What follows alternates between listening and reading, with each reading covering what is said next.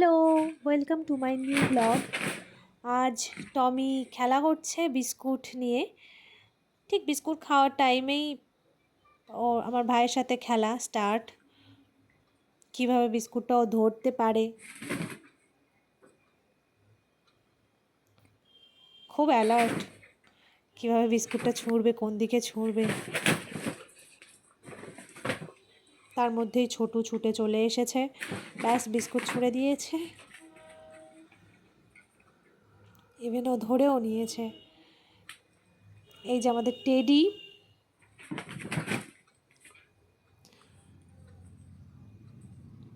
আবার বিস্কুট নিয়ে খেলা স্টার্ট। বিস্কুট খায় কম, খেলা করে বেশি ওরা।